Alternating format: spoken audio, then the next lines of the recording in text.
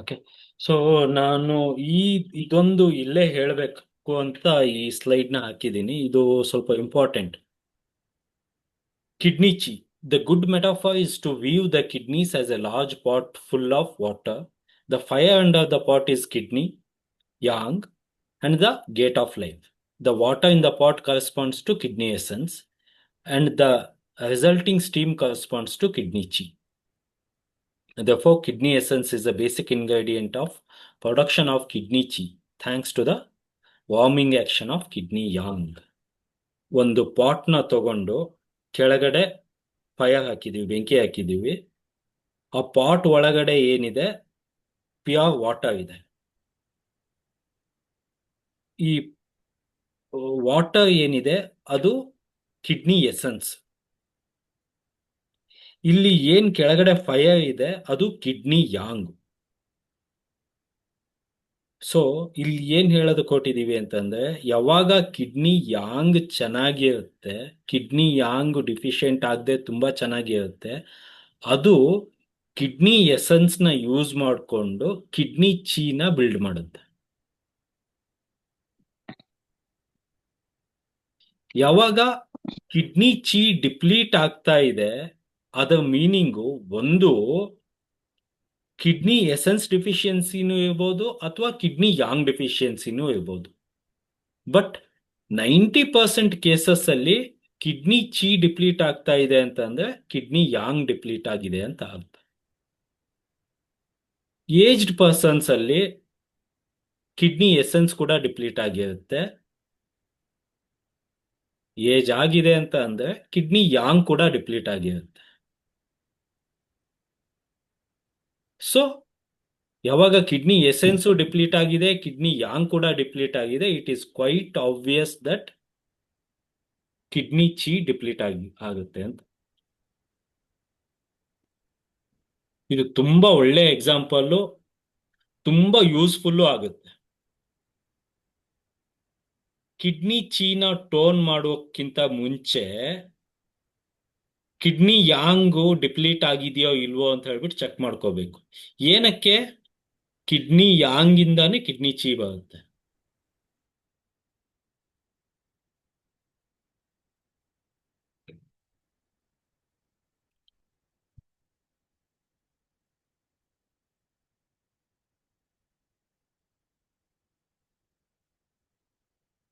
ಅರ್ಥ ಆಯ್ತಾ ಕಾನ್ಸೆಪ್ಟ್? ಅದು that is very important sir concept. Repeat ಮಾಡಿ. ಹ್ಮ್. ನೋಡಿ, ಒಂದು ಪಾಟ್ ಇದೆ, ಆ ಪಾಟ್ ಅಲ್ಲಿ ಶುದ್ಧವಾದ ನೀರಿದೆ, ವಾಟರ್ ಇದೆ. ಕೆಳಗಡೆ ನಾವು ಫೈರ್ನ ಹಾಕಿದೀವಿ. ಈ ಫೈರ್ ಇಂದ ಆ ವಾಟರ್ ಏನಾಗುತ್ತೆ, ಫ್ಯೂಮ್ಸ್ ಆಗಿ ಕನ್ವರ್ಟ್ ಆಗುತ್ತೆ, ಸ್ಟೀಮ್ ಬರುತ್ತೆ ನೋಡಿ. ಆ ಸ್ಟೀಮ್ ನ ಕಿಡ್ನಿ ಚೀ ಅಂತೀವಿ. ಸ್ಟೀಮು ಕಿಡ್ನಿ ಚೀ, ಒಳಗಡೆ ವಾಟರ್ ಬಂದ್ಬಿಟ್ಟು, ನೀರು ಬಂದ್ಬಿಟ್ಟು ಕಿಡ್ನಿ ಎಸೆನ್ಸ್, ಕೆಳಗಡೆ ಏನು ಬೆಂಕಿ ಹಾಕಿದೀವಿ ಫೈರ್, ಅದು ಕಿಡ್ನಿ ಯಾಂಗ್. ಕಿಡ್ನಿ ಯಾಂಗು ಆ ಫೈರ್ ಕಿಡ್ನಿ ಎಸೆನ್ಸ್ ಜೊತೆ ಮಿಕ್ಸ್ ಆಗ್ಬಿಟ್ಟು ಕಿಡ್ನಿ ಚೀ ಪ್ರೊಡ್ಯೂಸ್ ಆಗುತ್ತೆ.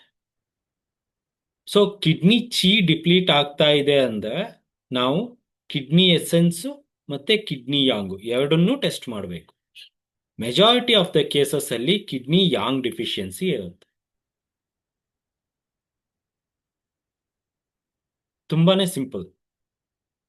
ಬಟ್ ನಾವು ಕ್ಲಿನಿಕಲ್ ಟ್ರಯಲ್ಸ್ ಅಲ್ಲಿ ಇದನ್ನ ಯೂಸ್ ಮಾಡುವಾಗ ನಮಗೆ ಈ ಈ ಮೆಕ್ಯಾನಿಸಮ್ ಗೊತ್ತಿರಬೇಕು. ಕಿಡ್ನಿ ಯಾಂಗ್ ಇಂದ ಕಿಡ್ನಿ ಎಸೆನ್ಸು ಮಿಕ್ಸ್ ಆಗಿ ಫ್ಯೂಮ್ಸ್ ಆಗಿ ಕಿಡ್ನಿ ಚೀ ಡೆವಲಪ್ ಆಗ್ತಾ ಇದೆ ಅಂತ ಹೇಳ್ಬೇಕು. ಇದು ತುಂಬಾ ಈಸಿ ಎಕ್ಸಾಂಪಲ್. ಆಮೇಲೆ ನಮಗೆ ಪ್ರೋಟೋಕಾಲ್ ಮಾಡುವಾಗ ಅಥವಾ ಕೇಸಸ್ನ ಡಿಸೈಡ್ ಮಾಡುವಾಗ ತುಂಬಾ ಹೆಲ್ಪ್ ಕೂಡ ಆಗುತ್ತೆ. Kidney yang, kidney essence, kidney ಚೀಗೆ ಇದೇ ಡಿಫೆನ್ಸ್. ಒಂದಕ್ಕೊಂದಕ್ಕೆ ರಿಲೇಶನ್ಶಿಪ್ ಇರುತ್ತೆ.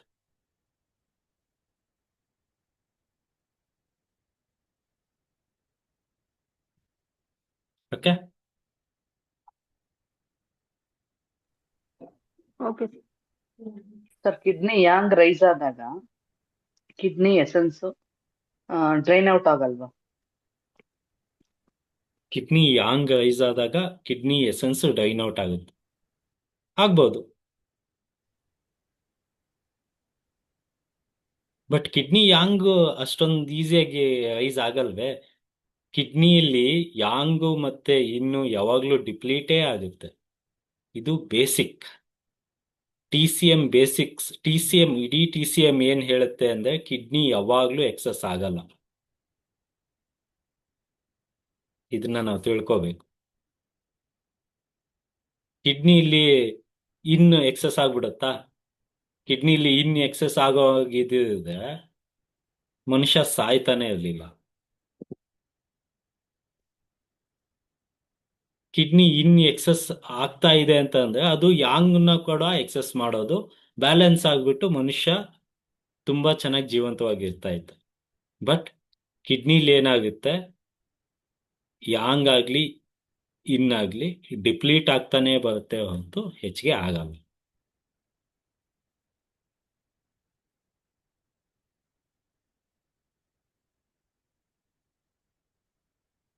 ನಿಮ್ ಕ್ವಶನ್ ಚೆನ್ನಾಗಿದೆ, ಕರೆಕ್ಟ್ ಆಗಿದೆ. But if in case kidney functions, kidney ಏನ್ ಮಾಡುತ್ತೆ, ಕಿಡ್ನಿ ಎಸೆನ್ಸ್ ಏನ್ ಮಾಡುತ್ತೆ ಅಂತ ನೀವು ಮುಂದೆ ಓದ್ತಾ ಹೋಗಿದ್ದಿದ್ರೆ ಈ ಕ್ವಶನ್ ಬರ್ತಾ ಇರ್ಲಿಲ್ಲ ನಿಮಗೆ.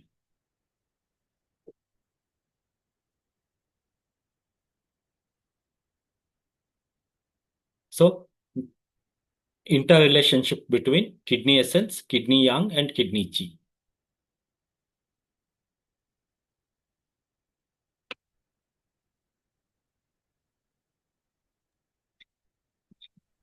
ಕ್ಲಿಯರ್ ಅಲ್ವಾ? Sir hello sir. ಹೇಳಿ sir. ಸರ್ ಇಲ್ಲಿ ಕಿಡ್ನಿ ಬ್ಯಾಡ್ ಎಣ್ಣೆ ಆದ್ರೆ ಸರ್ ಗುಡ್ ಎಣ್ಣೆ ಆದ್ರೆ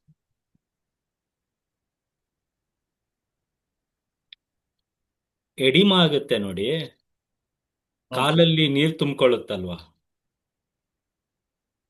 ಹ್ಞೂ ಸರ್. ಅದು bad in. Okay sir. Good in ನಾನು ಹೇಳ್ಬೇಕು ಅಂತ ಏನಿಲ್ಲ, ನಿಮ್ಗೆ ಗೊತ್ತಿದೆ.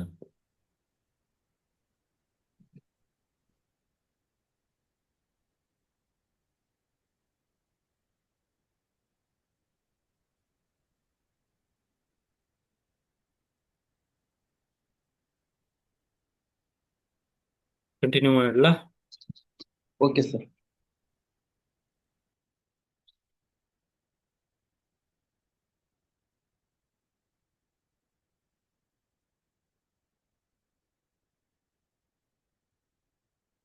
So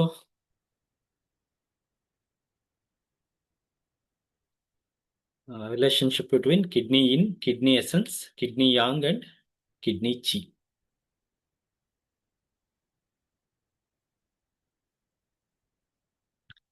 Essence produces marrow. The concept of marrow in Chinese medicine has no equivalent in Western medicine.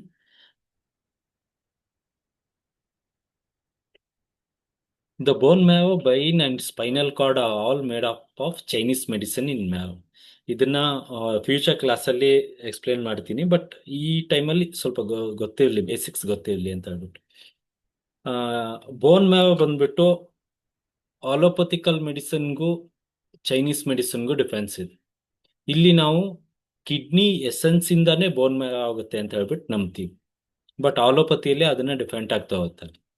So ಇಲ್ಲಿ ಯಾವಾಗ ಕಿಡ್ನಿ ಎಸೆನ್ಸು ತುಂಬಾ ಚೆನ್ನಾಗಿದ್ದು ಯಾವುದೇ ರೀತಿ ಪ್ರಾಬ್ಲಮ್ ಇಲ್ಲ ಅಂದಾಗ ಅದು ಬೋನ್ ಮ್ಯಾರೋನ ಸೃಷ್ಟಿ ಮಾಡುತ್ತೆ. ಅದು ಬೋನ್ಸ್ ಅಲ್ಲಿ ಸ್ಟೋರ್ ಆಗ್ಬಿಟ್ಟಿರುತ್ತೆ.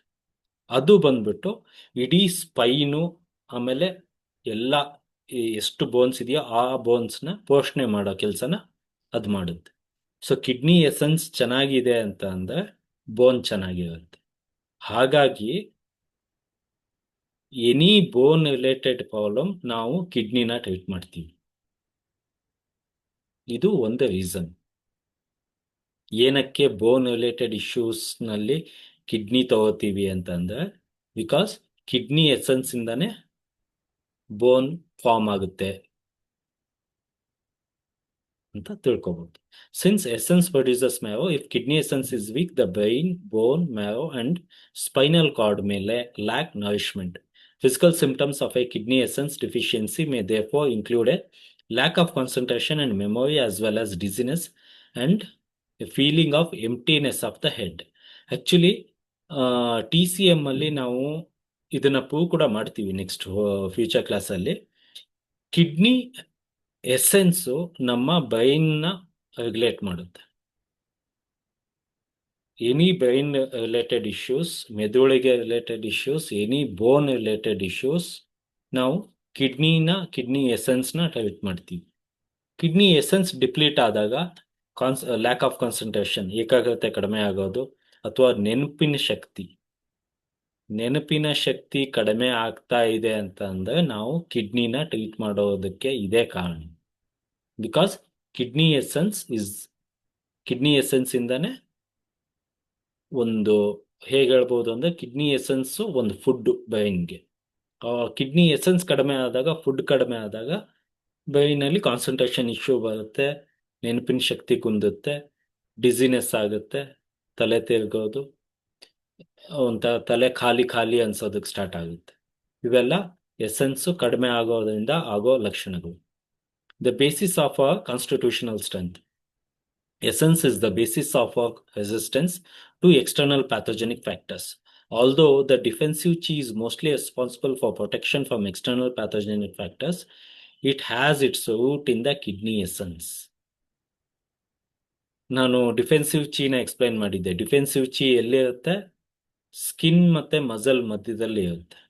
ಇದು ಏನ್ ಕೆಲಸ ಮಾಡುತ್ತೆ? ಎಕ್ಸ್ಟರ್ನಲ್ ಪ್ಯಾಥೋಜೆನಿಕ್ ಫ್ಯಾಕ್ಟರ್ಸು ಬಾಡಿನ ಇನ್ವೈಡ್ ಮಾಡೋದನ್ನ ತಡೆಯುತ್ತೆ. ಬಟ್ ಡಿಫೆನ್ಸಿವ್ ಚಿ ಚೆನ್ನಾಗಿರ್ಬೇಕು ಅಂತಂದ್ರೆ ಕಿಡ್ನಿ ಎಸೆನ್ಸ್ ಚೆನ್ನಾಗಿರ್ಬೇಕು. ಅಕಸ್ಮಾತ್ ಕಿಡ್ನಿ ಎಸೆನ್ಸ್ ಡಿಪ್ಲೀಟ್ ಆಗಿದೆ ಅಂತ ಅಂದ್ರೆ ಡಿಫೆನ್ಸಿವ್ ಚಿ ಡಿಪ್ಲೀಟ್ ಆಗಿರುತ್ತೆ. ಬಟ್ ಡಿಫೆನ್ಸಿವ್ ಚಿ ಡಿಪ್ಲೀಟ್ ಆದಾಗ ನಮಗೆ ಕೋಲ್ಡ್ ಆಗೋದಾಗ್ಲಿ, ಹೀಟ್ ಆಗೋದಾಗ್ಲಿ ಬೇಗ ಆಗುತ್ತೆ. ಅವಾಗ ನಾವು ಡೈರೆಕ್ಟ್ ಆಗಿ ಲಂಗ್ಸ್ನ ಟ್ರೀಟ್ ಮಾಡೋದಕ್ಕೆ ನೋಡ್ತೀವಿ. ಅದಕ್ಕಿಂತ ಮುಂಚೆ ಕಿಡ್ನಿ ಹೆಲ್ತ್ ಹೇಗಿದೆ ಅಂತಾನು ಚೆಕ್ ಮಾಡಬೇಕು. ಬಟ್ ಆಲೋಪತಿ ಅಥವಾ ಇನ್ನೊಂದು ಪತಿಯಲ್ಲಿ ಹೋದಾಗ, ಬೇರೆ ಮೆಡಿಸಿನ್ಸ್ ಅಲ್ಲಿ ಹೋದಾಗ, ಈ ಇಮ್ಯೂನ್ ಸಿಸ್ಟಮ್ಗೂ ಕಿಡ್ನಿಗೂ ಯಾವುದೇ ರೀತಿಯ ರಿಲೇಶನ್ಶಿಪ್ ಇಲ್ಲ ಅಂತ ಹೇಳ್ತಾರೆ. ಬಟ್ ನಾವು ಇಲ್ಲಿ TCM ಅಲ್ಲಿ, ಟ್ರೆಡಿಷನಲ್ ಚೈನೀಸ್ ಮೆಡಿಸಿನ್ಸ್ ಅಲ್ಲಿ ಕಿಡ್ನಿ ಎಸೆನ್ಸ್, ಪರ್ಟಿಕ್ಯುಲರ್ಲಿ ಕಿಡ್ನಿ ಎಸೆನ್ಸ್ನ ಕೌಂಟಿಗೆ ತಗೋತೀವಿ. A deficiency of essence may therefore result in one being constantly prone to colds, influenza and other exterior diseases. ಅದೇ ಇವಾಗ if in case kidney defensive chi ಕಡಿಮೆ ಆಯಿತು ಅಂತ ಅಂದ್ರೆ external pathogens ಬಂದ್ಬಿಟ್ಟು ಈಸಿಯಾಗಿ attack ಮಾಡುತ್ತೆ. ಅವಾಗ ಕೋಲ್ಡ್ ಸಿಂಪ್ಟಮ್ಸ್ ಆಗಲಿ, ಹೀಟ್ ಸಿಂಪ್ಟಮ್ಸ್ ಆಗಲಿ, ಬ್ಯಾಕ್ಟೀರಿಯಲ್ ಇನ್ಫೆಕ್ಷನ್ನು, ವೈರಸ್ ಇನ್ಫೆಕ್ಷನ್ನು, ಈ ಟೈಪ್ ಎಲ್ಲ ಸ್ಟಾರ್ಟ್ ಆಗುತ್ತೆ. ಅಂತ ಟೈಮಲ್ಲಿ ಡಿಫೆನ್ಸಿವ್ ಚಿ ಡಿಪ್ಲೀಟ್ ಆಗಿದೆ, ಅದು ಮಾತ್ರ ಪಕ್ಕಾ. ಡಿಫೆನ್ಸಿವ್ ಚಿ ಡಿಪ್ಲೀಟ್ ಆಗಿರೋದ್ರಿಂದ ಇವೆಲ್ಲ ಆಗ್ತಾ ಇದೆ. ಬಟ್ ಡಿಫೆನ್ಸಿವ್ ಚಿ ಏನಕ್ಕೆ ಡಿಪ್ಲೀಟ್ ಆಗಿದೆ? ಅದು ಎಕ್ಸಾಕ್ಟ್ ಆಗಿ ಲಂಗ್ಸೇ ಡಿಫಿಷಿಯನ್ಸಿ ಇದೆಯೋ ಅಥವಾ ಕಿಡ್ನಿ ಇನ್ಡಿಫಿಷಿಯನ್ಸಿ, ಕಿಡ್ನಿ ಎಸೆನ್ಸ್ ಡಿಫಿಷಿಯನ್ಸಿ ಇದೆಯೋ ಅಂತ ಹೇಳ್ಬಿಟ್ಟು ಚೆಕ್ ಮಾಡಬೇಕು. ಓಲ್ಡ್ ಏಜ್ ಪೀಪಲ್ ಅಲ್ಲಿ ಕೆಮ್ಮು ಜಾಸ್ತಿ ಇರುತ್ತೆ. ಏನಕ್ಕೆ? ಇವಾಗ ನಿಮಗೆ ಗೊತ್ತಾಗಿದೆ. ಕಿಡ್ನಿ ಎಸೆನ್ಸ್ ಕಡಿಮೆ ಇರ್ತದೆ.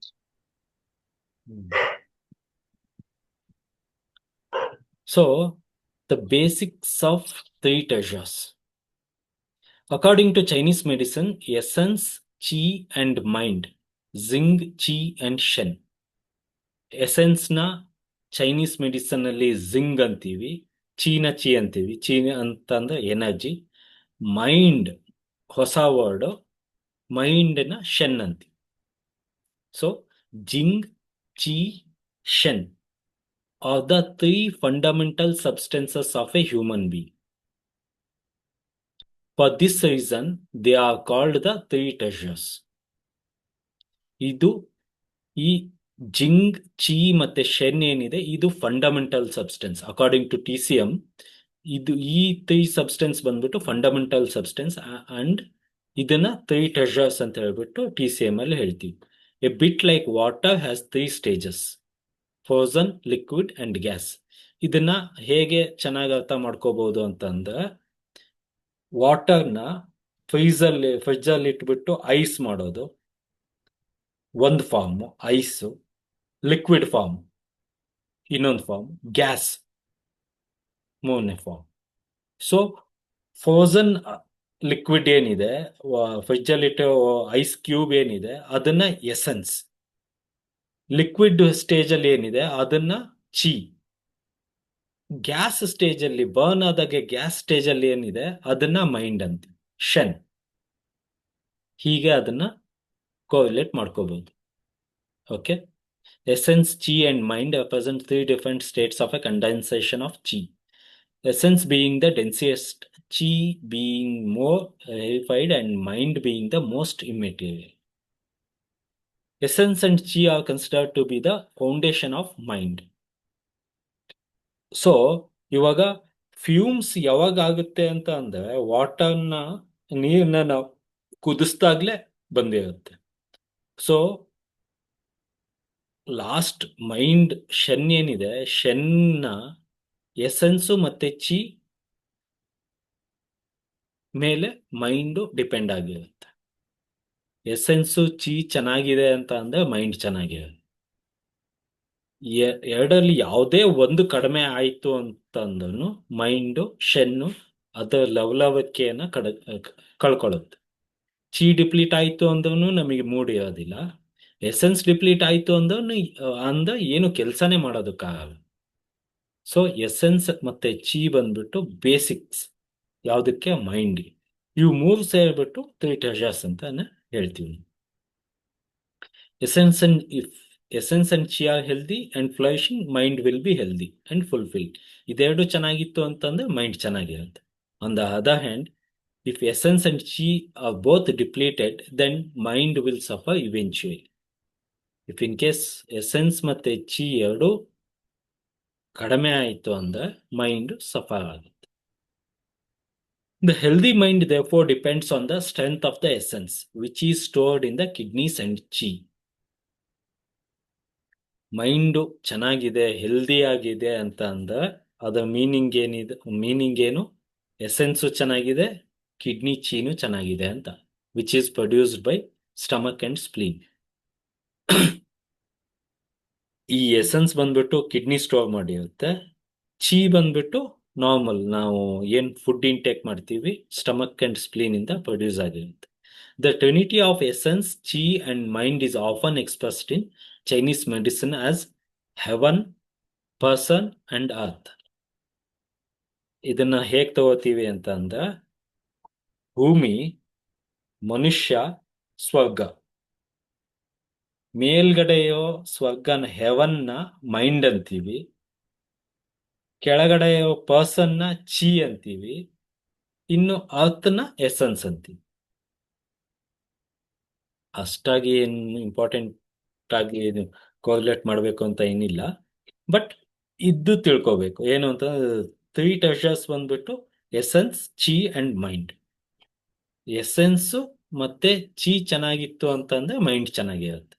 ಎರಡರಲ್ಲಿ ಯಾವ್ದಾದ್ರು ಒಂದು ಡಿಪ್ಲೀಟ್ ಆಯ್ತು ಅಂದ್ರೂ ಮೈಂಡು ಡಿಪ್ಲೀಟ್ ಆಗೋದಕ್ಕೆ ಸ್ಟಾರ್ಟ್ ಆಗುತ್ತೆ, ಏನೇನೋ ಯೋಚನೆ ಮಾಡೋದಕ್ಕೆ ಸ್ಟಾರ್ಟ್ ಆಗುತ್ತೆ. ಫಾರ್ ಎಕ್ಸಾಂಪಲ್, ಊಟ ಚೆನ್ನಾಗಿರ್ಲಿಲ್ಲ ಅಂತ ಅಂದ್ರೆ ಮೈಂಡ್ ಡಿಸ್ಟರ್ಬ್ ಆಗುತ್ತೆ. ಯಾಕೆಂದ್ರೆ ಊಟದಿಂದಾನೇ ಆ ಚಿ ಪ್ರೊಡ್ಯೂಸ್ ಆಗಿರುತ್ತೆ. ಆ ಚಿ ಹೆಲ್ದಿ ಚಿ ಪ್ರೊಡ್ಯೂಸ್ ಆಗಿಲ್ಲ ಅಂತ ಅಂದ್ರೆ ಮೈಂಡ್ ಡಿಸ್ಟರ್ಬ್ ಆಗುತ್ತೆ.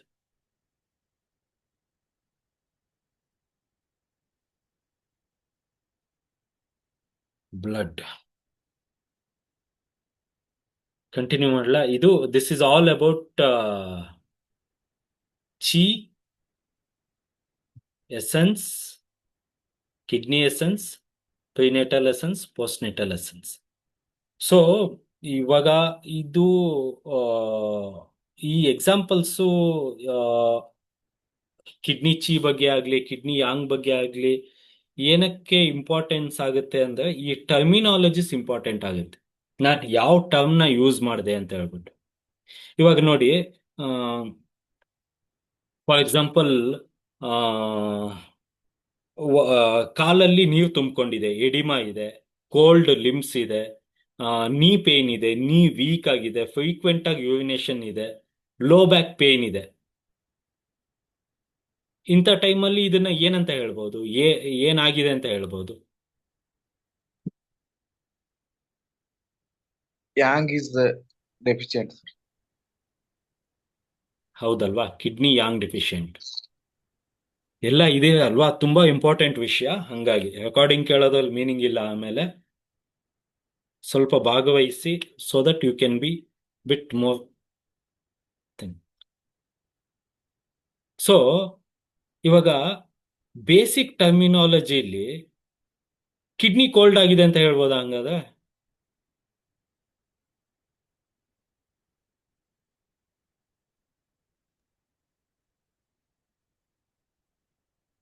ಹ್ಮ್ Yes, sir.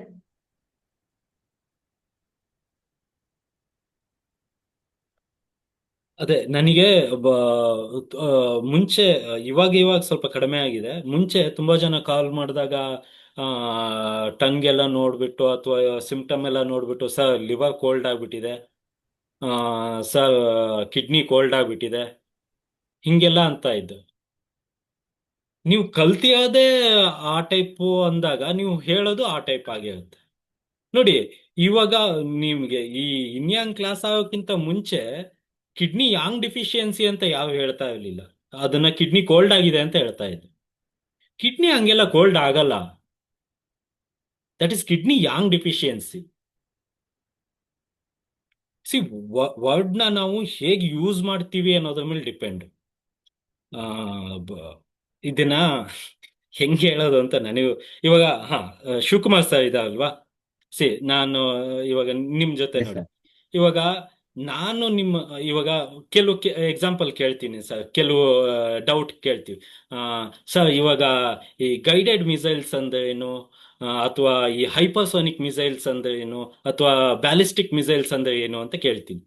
ನಿಮ್ಮಿಂದ ಒಂದು ಆನ್ಸರ್ ಬರುತ್ತೆ. Okay. ಓಕೆ. ಸೊ ನಾನ್ ಕೇಳೋ ಕ್ವೆಶನ್ ಮೇಲೆ ನೀವು ನನಗೆ ಎಷ್ಟು ಗೊತ್ತು ಅಂತ ಹೇಳ್ಬಿಟ್ಟು ತಿಳ್ಕೊತೀಯ ಹೌದು ಅಲ್ವಾ? ಅದೇ ಹೌದು. ಅದೇ ನಾನು, ಸರ್ ಅದು ಬೂಸ್ಟ್ ಫೇಸ್ ಅಂತ ಇದೆಯಲ್ಲ, ಹಾಗಂದ್ರೆ ಏನು? ಅಥವಾ ಮಿಡ್ ಕೋರ್ಸ್ ಫೇಸ್ ಅಂತ ಇದೆಯಲ್ವಾ, ಹಾಗಂದ್ರೆ ಏನು? ಅಲ್ವಾ? ಅಥವಾ MIRV ಫುಲ್ ಫಾರ್ಮ್ ಏನು, ಅದ್ರದ್ ಮೀನಿಂಗ್ ಏನು? ಕಿಲ್ ವೆಹಿಕಲ್ ಅಂತ ಅಂದ್ರೆ ಏನು ಸರ್ ಅಂತ ಕೇಳಿದಾಗ ನಿಮಗೆ ಗೊತ್ತಾಗುತ್ತೆ ನನಗೆಷ್ಟು ನಾಲೆಡ್ಜ್ ಇದೆ ಅಂತ ಹೇಳ್ಬಿಟ್ಟು, Yes, that is the in-depth knowledge you will be having. ಅಲ್ವಾ? ಅವಾಗ ನೀವು ಹೌದು. ಆ ಟೈಮಲ್ಲಿ ಆ ಎಕ್ಸ್ಪ್ಲನೇಷನ್ ಕೊಡ್ತೀಯ. ಅದೇ ಹೌದು, ಖಂಡಿತ. ಕಿಡ್ನಿ ಕೋಲ್ಡ್ ಆಗಿದೆ, ಲಿವರ್ ಕೋಲ್ಡ್ ಆಗಿದೆ ಅಂತ ಅಂದ್ರೆ ನಾನು ಏನು ಎಕ್ಸ್ಪ್ಲೇನ್ ಮಾಡೋದಕ್ಕೆ ಹೋಗಲ್ಲ. ಲಿವರ್ ಯಾಂಗ್ ರೈಸಿಂಗ್ ಇದೆ, ಕಿಡ್ನಿ ಯಾಂಗ್ ಡೆಫಿಷಿಯನ್ಸಿ ಇದೆ ಅಂದಾಗ ಅದಕ್ಕೊಂದು ಮೀನಿಂಗ್ ಇರುತ್ತೆ. ಹೌದು. ಸೊ ಟರ್ಮಿನಾಲಜಿಸ್ ಸ್ವಲ್ಪ ಕಷ್ಟ ಅನ್ಸೋದನ್ನು ನೀವು ಅದನ್ನ ಯೂಸ್ ಮಾಡೋದಕ್ಕೆ ಸ್ಟಾರ್ಟ್ ಮಾಡೋದನೆ ನಿಮ್ಮ ನಾಲೆಡ್ಜು ಯಾವ ಲೆವೆಲ್ ಅಲ್ಲಿ ಇದೆ ಅಂತ ಗೊತ್ತಾಗೋದಕ್ಕೆ ಸ್ಟಾರ್ಟ್ ಆಗುತ್ತೆ. ಅದನ್ನ ಬಿಟ್ಬಿಟ್ಟು ಮತ್ತೆ ಲೇಮನ್ ಲ್ಯಾಂಗ್ವೇಜ್ ಅಲ್ಲೇ ನಾನು ಬೇಸ್ ಲೆವೆಲ್ ಅಲ್ಲೇ ಇರ್ತೀನಿ ಅಂದ್ರೆ ನೀವು ಇಂಥ ಟರ್ಮಿನಾಲಜಿಸ್ನ ಕಲಿಯೋದಕ್ಕಾಗಲ್ಲ. ನಿಮಗೆ ಸ್ಟಾರ್ಟಿಂಗೇ ಕಷ್ಟ ಅನ್ಸೋದಕ್ಕೆ ಸ್ಟಾರ್ಟ್ ಆಗ್ಬಿಡುತ್ತೆ, ನೀವು ಮುಂದೆ ಹೋಗೋದೇ ಇಲ್ಲ. ಸೊ ಆ ಬೇಸಿಕ್ ಟರ್ಮಿನಾಲಜಿಸ್ನ ಬಿಡಿ. ಇದು ಸ್ವಲ್ಪ ಸ್ಟಾರ್ಟಿಂಗ್ ಕಷ್ಟ ಆಗುತ್ತೆ ಅಷ್ಟೇ, ತಿಳ್ಕೊಳ್ಳೋ ತನಕ ಕಷ್ಟ. ಒನ್ಸ್ ನೀವು ತಿಳ್ಕೊಂಡಾದ್ಮೇಲೆ ನೆಕ್ಸ್ಟ್ ಫ್ಯೂಚರ್ ಎಲ್ಲಾ ಕಾನ್ಸೆಪ್ಟ್ಸು ಈಸಿ ಆಗ್ತಾ ಹೋಗುತ್ತೆ. ಇದು ನಾನು TCM ಇಷ್ಟು ಡೆಪ್ತ್ ಹೋಗ್ತಾ ಇರೋ ರೀಸನ್ ಏನು ಅಂತ ಅಂದ್ರೆ, ನೀವು ಇನ್ನೊಂದ್ ಕಡೆ ಒಂದು 6 months ಕೋರ್ಸ್ ಮಾಡೋದಕ್ಕೂ ಇಲ್ಲಿ 6 months ಕೋರ್ಸ್ ಮಾಡೋದಕ್ಕೂ ಡಿಫರೆನ್ಸ್ ಇರ್ಬೇಕು. ಇಲ್ಲಿ ಏನ್ ಕಲ್ತಿದೀವಿ ಅಂತ ಗೊತ್ತಾಗ್ಬೇಕು.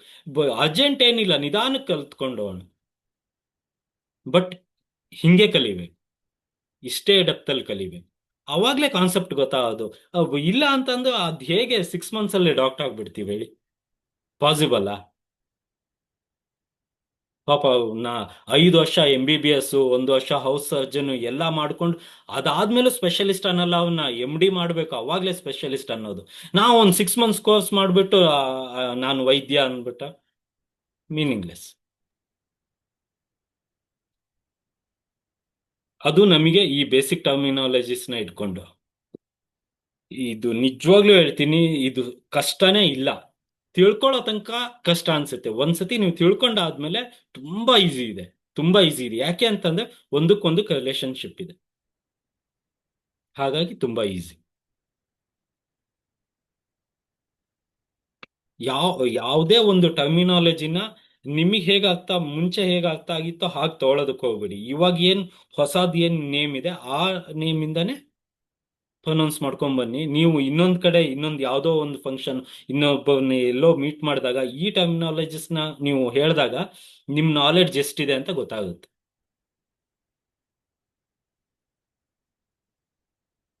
So it is kidney yang deficiency, not kidney coldness. ಎಲ್ಲ ಆರ್ಗನ್ಸ್ ಎಲ್ಲ ಕೋಲ್ಡ್ ಗಿಲ್ಡು ಹೀಟ್ ಆಗೋದು ಅವೆಲ್ಲ ಆಗಲ್ಲ. ಓಕೆ, ಅದಕ್ಕೆ ಅದರದ್ದೇ ಒಂದು ವ್ಯಾಲ್ಯೂ ಇರುತ್ತೆ.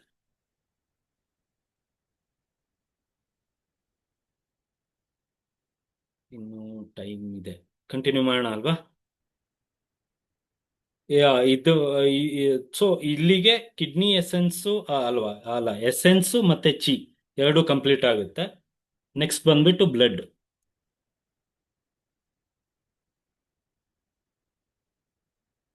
ಓಕೆ, ಏನಾದ್ರು ಡೌಟ್ ಇದೆ ಕೇಳಿ.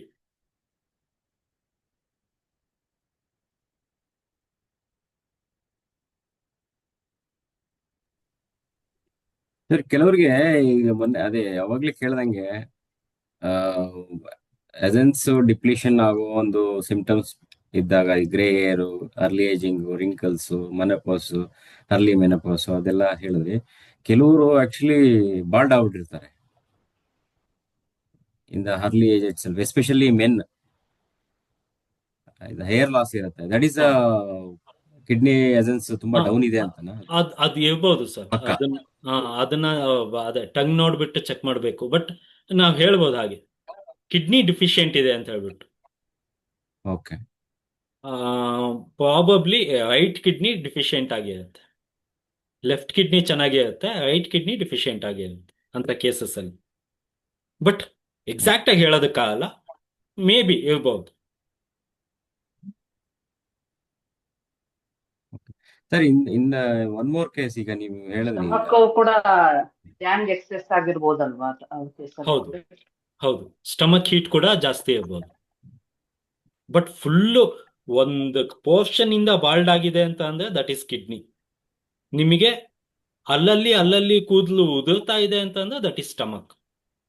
ತಲೆ ಕೂಡ ನಾವು ಡಿವೈಡ್ ಮಾಡ್ತೀವಿ ಅಕಾರ್ಡಿಂಗ್ ಟು TCM. ನಿಮಗೆ ಯಾವ ಪರ್ಟಿಕ್ಯುಲರ್ ಪೋರ್ಷನ್ ನಲ್ಲಿ ಹೇರ್ ಫಾಲ್ ಆಗ್ತಾ ಇದೆ ಅನ್ನೋದ್ರ ಮೇಲೆ ಆರ್ಗನ್ನ ಟ್ರೀಟ್ ಮಾಡ್ತೀವಿ. ಬಟ್ ಓವರಾಲ್ ಅಂತ ತಗೊಂಡಾಗ ಅದು ಸ್ಟಮಕ್ ಅಲ್ಲ, ಕಿಡ್ನಿ.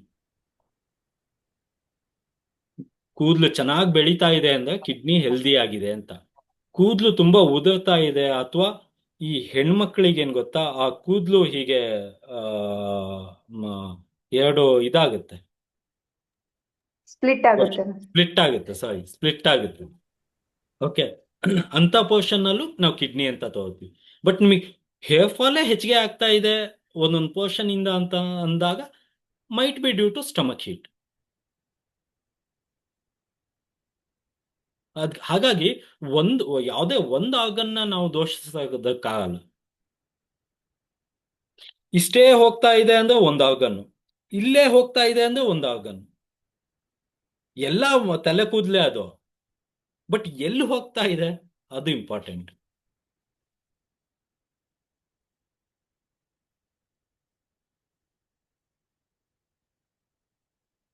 ಸರ್ ಒಂದ್ ಚಿಕ್ಕ ಡೌಟ್ ಸರ್, ಇದು ಸ್ಪೈನಲ್ ಕಾರ್ಡ್ ರಿಲೇಟೆಡ್ ಪ್ರಾಬ್ಲಮ್ಸ್ ಬಂದು ಅಂದ್ರೆ ಕಿಡ್ನಿ ಪ್ರಾಬ್ಲಮ್ ಹೌದು. ಇದೆ ಅಂತಾನ ಸರ್?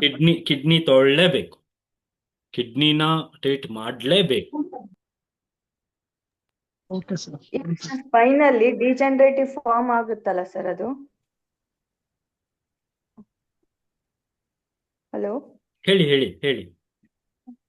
ಈ ಡಿಜನರೇಟಿವ್ ಫಾರ್ಮ್ ಆಗುತ್ತಲ್ಲ ಸರ್, ಅದು ಸರಿ ಹೋಗುತ್ತಾ ಅಂತ.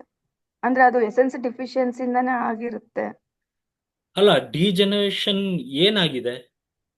ಡಿಜನರೇಟಿವ್ ಫಾರ್ಮ್ ಅಂದ್ರೆ ಸ್ಪೈನ್ ಅಲ್ಲಿ ಈ ಬಲ್ಜೇನ್ ಆಗುತ್ತಲ್ಲ ಸರ್, ಅದರಲ್ಲಿ ಕೆಲವೊಂದು ಡಿಸ್ಕ್ ಅಲ್ಲಿ ಈಗ L2 L3 ಏನ್ ಆಗಿರ್ಬೋದು, ಏನ್ ಅಲ್ಲಿ ಏಜ್ ಡಿಜನರೇಟಿವ್ ಫಾರ್ಮ್. ಅಲ್ಲಿದೆ? ಹಾ ಸರ್, ಏಜ್ ಏನು? 35. ಹಾ, 35 ಆದ ಕೆಲಸ ಮಾಡ್ಬೋದು ಮೇಡಮ್, ಮಾಡ್ಬೋದು. ಓಕೆ. ಅಂದ್ರೆ ಅಲ್ಲಿ ಡಿಜನರೇಟಿವ್ ಫಾರ್ಮ್ ಅಂದ್ರೆ ಅದು ಶೇಪ್ ಅಲ್ಲಿ ಚೇಂಜಸ್ ಆಗಿರುತ್ತೆ ಅಂತ. ಹೌದು, ಕ್ಯಾನ್ಸೈಸ್. ಡಿಜೆನರೇಷನ್ ಅನ್ನೋ ವರ್ಡ್ ಯೂಸ್ ಮಾಡ್ತಾ ಇದೆ ಅಂತಂದ್ರೆ ದಟ್ ಇಸ್ ಕ್ಯಾನ್ಸೈಸ್. Okay sir.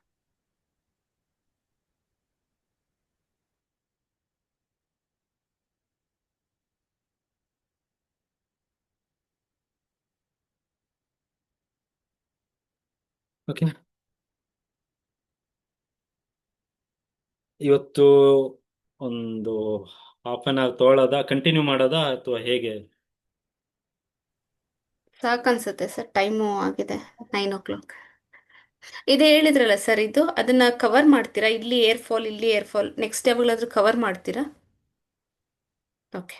ನೆಕ್ಸ್ಟ್ ಏನ್ ನೀವು ಕೇಳಿದ್ ಗೊತ್ತಾಗ್ಲಿಲ್ಲ. ಇಲ್ಲಿ ಏರ್ ಫಾಲ್ ಆದ್ರೆ ಒಂದ್ ಆರ್ಗನ್, ಇಲ್ಲಿ ಏರ್ ಫಾಲ್ ಆದ್ರೆ ಒಂದ್ ಆರ್ಗನ್ ಅಂತ ಹೇಳಿದ್ರಲ್ಲ, ಅಲ್ಲ, ಅದು ಅದನ್ನ ಸ್ಕಾಲ್ಪ್ ಅಕ್ಯುಪಂಚರ್ ಮೇಡಮ್, ಅದು ಡಿಫರೆಂಟ್ ಸಬ್ಜೆಕ್ಟ್. ಅದು ಎಂಟೈರ್ಲಿ ಡಿಫರೆಂಟ್ ಸಬ್ಜೆಕ್ಟ್. ಜಸ್ಟ್ ಹಾಗೆ ಹೇಳಿ ಸರ್, ನಮ್ಗೊಂದು ಐಡಿಯಾ ಇರುತ್ತೆ. ಯಾಕಂದ್ರೆ ಅದರ Done. ಪೇಷಂಟ್ ನ ನೋಡಿದಾಗ ಅದು Done. ಓಕೆ ಎಲ್ಲಿ ಏನಾಗಿದೆ ಅಂತ. Okay, done. ಹ್ಮ್.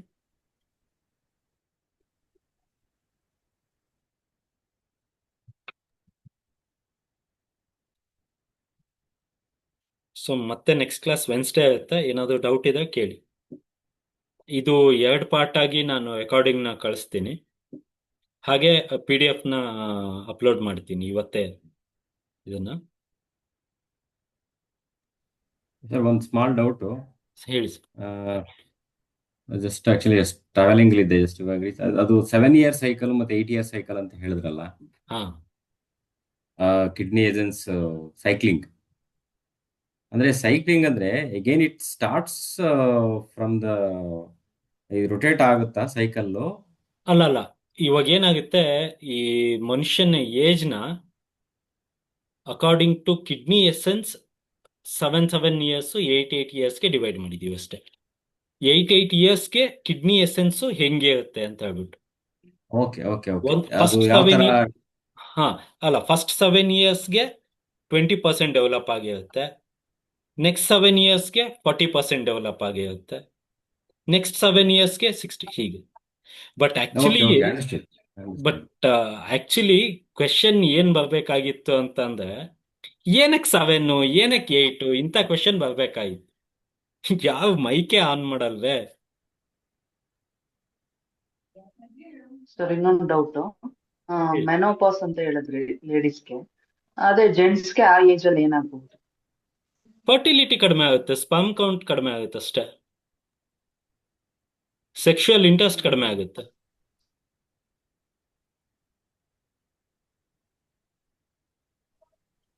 ರಿಪ್ರೊಡಕ್ಟಿವ್ ರಿಲೇಟೆಡ್ ಎಲ್ಲ ಸಿಂಪ್ಟಮ್ಸ್ ಕಡಿಮೆ ಆಗುತ್ತೆ. ಯಾಕೆಂದ್ರೆ ಈಗ ನೀವು ಹೇಳ್ಬಿಡಿ ಸರ್, ಯಾಕೆ 7 ಯಾಕೆ 8 ಇಯರ್ಸ್ ಇಲ್ಲ, ಅಂತ. ಅದು ನೀವೆಲ್ಲ ಹೋಮ್ವರ್ಕ್ ಮಾಡ್ಬಿಟ್ಟು ಹೇಳಿ ನನಗಷ್ಟೇ. ನೀವು ಹೇಳ್ಬಿಡಿ ಹೇಗೆ, ಸರ್. ಅಲ್ಲ, ಒಂದ್ ಮಾತ್ರ ಪಕ್ಕ, ನೀವು ಹೇಗೆ ಇಂಟ್ರೆಸ್ಟ್ ತೋರಿಸ್ತೀರ ನೋಡಿ, ಹಾಗೆ ನಾನು ಇರೋ ವಿಷಯನೆಲ್ಲ ಹೇಳ್ಕೊಡ್ತೀನಿ. ಮಾಡಿ, ಹೋಮ್ವರ್ಕ್ ಮಾಡಿ. ನಾವ್ ನಾನು ಇದನ್ನ ಋತುಮಾನ ಅಂತ ತಗೋಬಹುದಾ? 7 ಇಯರ್ಸ್ 8 ಇಯರ್ಸ್ ಅಂತ ಬರೋದನ್ನ? ಅದೇ ಕ್ವೆಶನ್ ನಾನು ಕೇಳಿದ್ದು, ಅದನ್ನ ಟ್ವಿಸ್ಟ್ ಮಾಡ್ಬಿಟ್ಟು ನನಗೆ ಕೇಳ್ತಾ ಇದ್ದೀರಾ ನೀವು.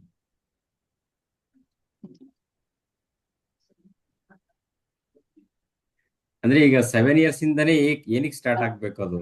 ಏನಕ್ಕೆ 7 ಅಂತ ತಗೊಂಡ್ವಿ, ಏನಕ್ಕೆ 8 ಅಂತ ತಗೊಂಡ್ವಿ, ಯಾಕೆ 8 ಅದು ಅಂತ ಪರ್ಟಿಕ್ಯುಲರ್ ತಗೊಂಡ್ವಿ. ನಂಬರ್? 5 and 6 ತಗೋಬೋದಾಗಿತ್ತು, 10 ಅಂತ ಮತ್ತೆ 11 ತಗೋಬೋದಾಗಿತ್ತು.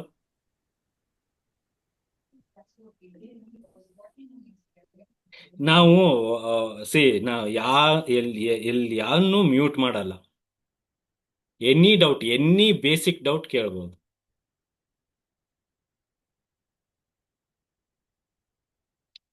ಮಾಡೋಣ ನೋಡಿ, 1 ವೀಕ್ ಟೈಮ್ ಇರುತ್ತೆ. ಏನಕ್ಕೆ 7 ಏನಕ್ಕೆ ಸರ್ 8? ಅದು ಸಪ್ತಧಾತುಗಳು ಅಂತ ಬರುತ್ತಲ್ಲ, ಅದಕ್ಕೇನಾದ್ರೂ ನಾವು 7 ವರ್ಷ ಅಂತ ತಗೋತೀವ ಅಂತ. ಸಪ್ತಧಾತು ಅಂದ್ರೆ ಯಾವ್ದ್ಯಾವ್ದು ಮೇಡಮ್ ಅದು?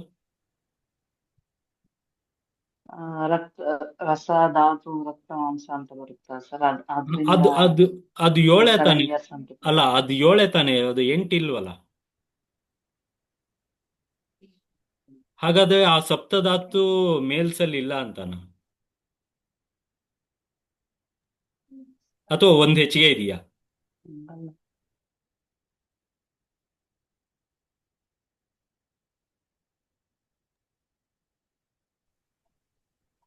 ಮಾಡಿ ಹೋಮ್ವರ್ಕ್ ಮಾಡಿ. ಒಳ್ಳೆ ಕ್ವೆಶನ್. ಆಕ್ಚುಲಿ ಅಲ್ಲೇ ಕೇಳಿದಿದ್ರೆ ನಾನು ಇಷ್ಟೊತ್ತಿಗೆ ಅದನ್ನ ಎಕ್ಸ್ಪ್ಲೇನ್ ಮಾಡಿಬಿಟ್ಟಿರ್ತಾ ಇದ್ದೆ. But this is a very good question. Okay, ಉಳಿದಿರೋ ರೆಕಾರ್ಡಿಂಗ್ನ ಕಳಿಸ್ತೀನಿ, PDF ನ ಕಳಿಸ್ತೀನಿ. Next blood, body fluids and mind, ಇಷ್ಟನ್ನು ಎಕ್ಸ್ಪ್ಲೇನ್ ಮಾಡ್ತೀನಿ. ಇದರಲ್ಲಿ ಎಲ್ಲ ಇಂಪಾರ್ಟೆಂಟೇ, ಬಟ್ ಚಿ ಮತ್ತೆ ಎಸೆನ್ಸ್ ಏನಿದೆ ಅದು ತುಂಬಾನೇ ಇಂಪಾರ್ಟೆಂಟ್. ಬ್ಲಡ್ ಕೂಡ ಇಂಪಾರ್ಟೆಂಟು. ನಿಮ್ಮ ಇಂಟ್ರೆಸ್ಟ್ ಹೇಗೆ ಇರುತ್ತೆ ಹಾಗೆ ಇನ್ ಡೆಪ್ತ್ ಹೋಗ್ತಾ ಹೋಗಿ. Okay, okay sir.